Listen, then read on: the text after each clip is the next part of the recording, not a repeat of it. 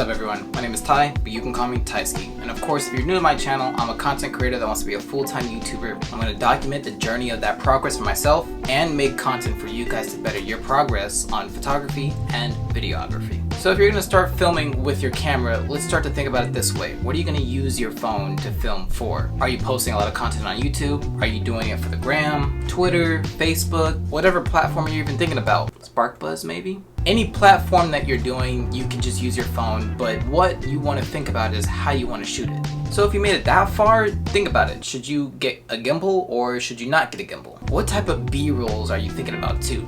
Are you even thinking about doing B-rolls, or is this going to be point and shoot and just do what you got to do? Also to think about the angles. Since the phone is a lot more smaller than an actual mirrorless camera, you got some different angles. Of course, it's not going to be smaller than an action camera, but you know, you can still get some good angles. So let's get started. Now I'm thinking if you're gonna do it for Instagram, that should be very simple. I have a few videos that talk about it, but let's just briefly talk about it now. I definitely recommend getting a gimbal for sure. Maybe like the Osmo 3, but the Osmo 4 has finally dropped out from DJI, so that's also another thought to think about. However, I'm not gonna do a product review about the 3 or the 4 right now in this video because it's just simply discussions about what you should do when you're filming with your phone, and rather if it's gonna be for IG or YouTube.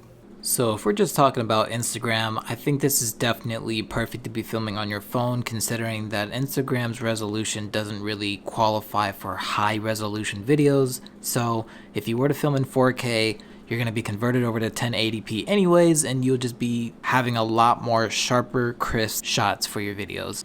Going over to YouTube, and because YouTube is capable of filming in 4K, you also got to think about your viewers and where they're going to be viewing your video, whether if it's going to be from their phone, which won't be shown in 1080 instead, rather in 720. So can you use your phone to film for Instagram and YouTube?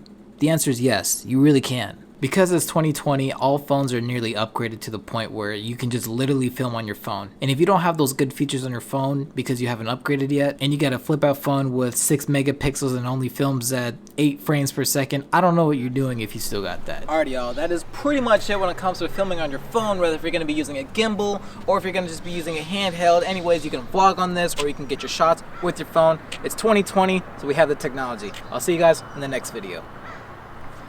Simple as that, y'all. Literally just simple as that. So we got this videos done, and honestly it's just simple. You can use a gimbal, you don't have to use a gimbal. It's entirely up to you guys. Anyways, we're gonna go ahead and continue with the rest of the video. So let's go back to the shots and I'll see y'all in a sec.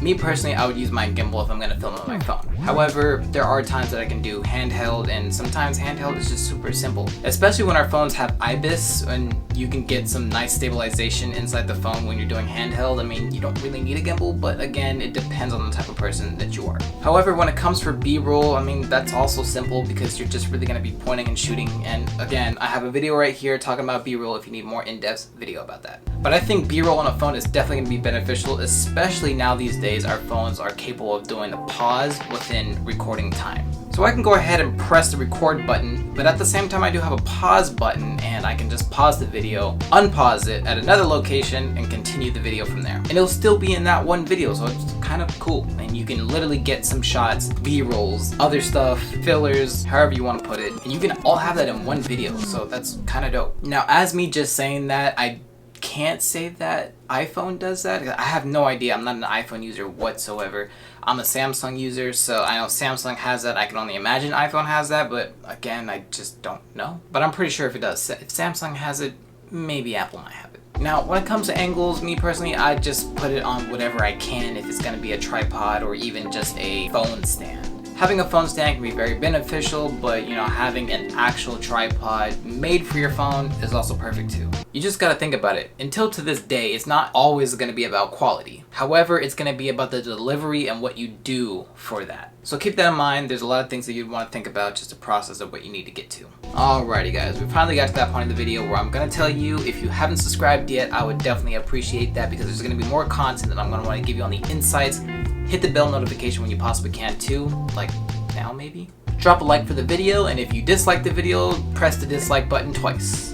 As always, special thanks to SparkBuzz for that new platform for video content creators like you and I. Coming out soon, can't wait to see that. And can't forget about the homie. Thank you Jay Illa for that music on the intro and outro, and sometimes music in between. always going to be changing. Even though this video was very short, this was actually based off of more of a discussion more than actual tutorials. However, having discussions like these can get your mind going to thinking about what you want to do when it comes for filming content, if it's going to be for your Instagram or even for your YouTube, or again for any other platform. So yeah, tutorials don't necessarily have to teach you everything. You can just honestly have discussions, and that could be your tutorial, because you can think about it, and if your mind can thinking about it, you can start thinking about things ahead of time, and then you just be like, oh, I didn't think about that. New thoughts. I'll try this. I'll tutorial that. You get the point. Alright guys, I'll see you in the next one, and keep creating.